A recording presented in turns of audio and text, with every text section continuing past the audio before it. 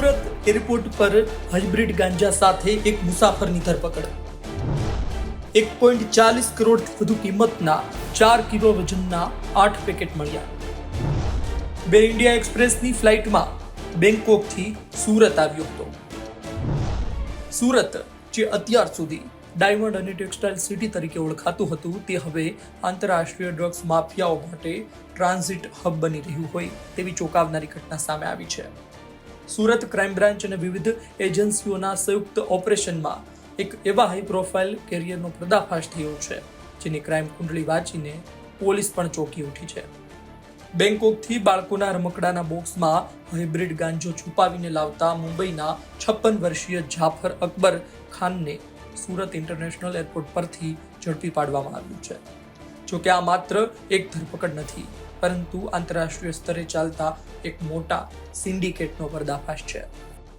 સુરત શહેર પોલીસ દ્વારા ડ્રગ્સના વિરુદ્ધમાં જો મુહિમ ચલાવવામાં આવી રહી છે અને એને જ ભાગરૂપે છેલ્લા 1.5 માસથી જો ક્રાઇમ બ્રાન્ચના ટીમ એક વર્કઆઉટ કરતી હતી, જેમાં ઇન્ફોર્મેશન હતી કે અમુક જો દેશના સ્મગલરો છે, જો અલગ અલગ એરપોર્ટ ઉપર આપણા અન્ય દેશો, ખાસ કરીને ક્યારે દુબઈથી, ક્યારે જો બેંકોકથી, બાંગ્લાદેશથી, અલગ અલગ જગ્યાઓ ઉપરથી જો આ લોકો સ્મગલિંગના માધ્યમથી અલગ અલગ એરપોર્ટો ઉપર જો નાર્કોટિક્સના જથ્થા લઈને આવે છે.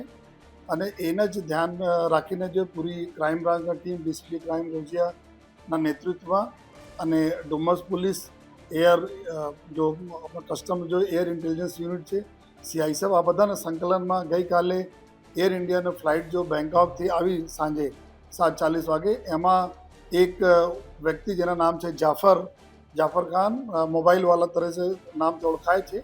આ મુંબઈ અને મુંબ્રાના રહેવાવાળા છે.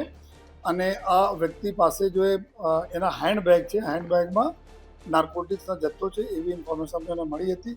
એના આધારે જો ગઈકાલે સમગ્ર જો કમ્બાઇન્ડ ટીમો એના જો એરપોર્ટ ઉપર પકડી અને બેગ ચેક કરતા, તો બેગમાંથી જો એના પાસે 2 બેગો હતી, એક ચેકિન બેગેજ હતા, બીજા એના પાસે હેન્ડ બેગ હતા, ટ્રોલી બેગમાંથી એક લેડીઝ પર્સ હતા. લેડીઝ પર્સમાં લગભગ 2 પેકેટ હાઇબ્રિડ ગાંજા, જેના અમે બોલીએ છીએ, અને આ મળ્યા જો. અને સાથોસાથ ત્યાં એક બાળકો માટે જો રમવાના રમકડા હોય છે, આ અંદરના એના બોક્સ ખાલી હતા. આ બોક્સમાં બીજા જો પેકેટો મળ્યા. કુલ મળાઈને 8 પેકેટ જેટલા જો આપણા હાઇબ્રિડ ગાંજા, જેના સાયન્ટિફિક નેમ હાઇડ્રોવીટ તરીકે એના ઓળખવામાં આવે છે, આ મળ્યા, જેના વેટ કરતાં જો કરીબ 4 કિલોગ્રામથી વધુ ના વેટ છે એના. અને ટોટલ અત્યારે જો એની માર્કેટ વેલ્યુ છે, જો નાર્કોટિક્સ કંટ્રોલ બ્યુરો તરફ છે માને છે, એના 35 લાખ રૂપિયા જો પર કેજી છે. તો આ રીતે કહીને 1.41 કરોડ રૂપિયાના મુદ્દા માલના ગાંજા જો હાઇબ્રિડ ગાંજા પકડવામાં આવેલા છે. અને આ આરોપી છે, જેના ઉંમર 56 વર્ષની ઉંમર છે. અને આ એકદમ ફ્રિકવન્ટ જો ફ્લાયર બી છે. 27-28 વખત આ જો અલગ અલગ આમાં દેશોમાં ગયા.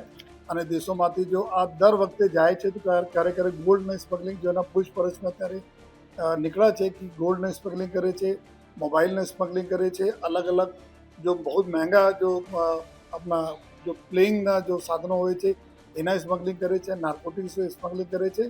અને આ જ પ્રક્રિયાના ભાગરૂપે એના બીબી છે, એના જો પત્ની છે, નુસરા બેગ કરીને એના પત્ની છે, જો બુસરા બેગમ કરીને પત્ની છે, જો જૂનના મહિનામાં બેંગ્લોર એરપોર્ટ ઉપરથી 7 કિલોગ્રામ આપણા હાઇબ્રિડ ગાંજા સાથે પકડાયા હતા. આ જો જેલમાં છે.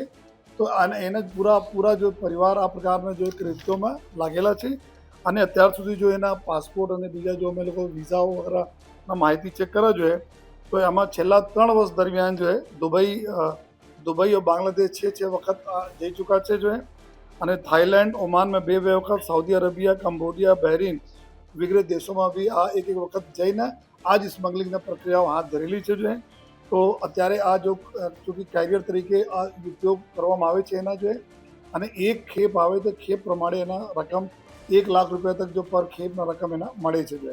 જ્યારે લઈ આવે અને એના મોડસ ઓપરેન્ડી પણ આ પ્રકારના છે કે જ્યારે આ પ્રકારના માલ લઈને આવે છે, કોના આપવાના છે એના જ ફોટોગ્રાફ જો સામેવાળા વ્યક્તિને આપવામાં આવે છે.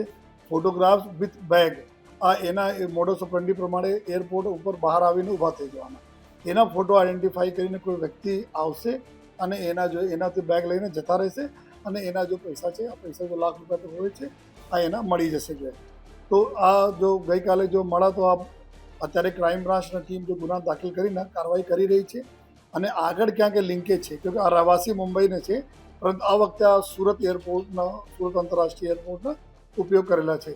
તો બીજા પૂરે લિંકમાં ક્યાં ક્યાં છે, કોણ કોણ છે, ક્યાં જવાના હતા માલ જોઈએ આ બધા જો ક્રાઇમ બ્રાન્ચની ટીમો જો એના ઉપર ઇન્વેસ્ટિગેશન કરી રહી છે.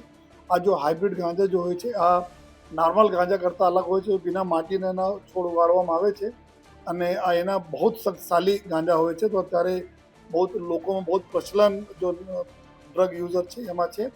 એના કિંમત 35 લાખ રૂપિયા પર કેજી હોય છે, જેના લીધે અત્યારે અલગ અલગ જગ્યાઓ પર એની સ્મગલિંગ ચાલે છે. એટલે સુરત શહેર પોલીસ પૂરી મક્કમ છે કે આ પ્રકારના કોઈ પણ એક્ટિવિટી અમને સુરતમાં નથી થવા દેવા.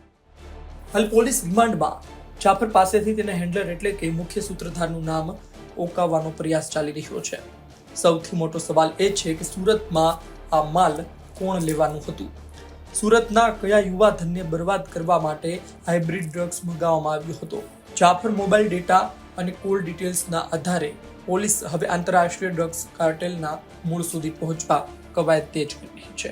સંવાદદાતા સંજયસિંહ રાઠોડનો અહેવાલ, ગુજરાત તક, સુરત.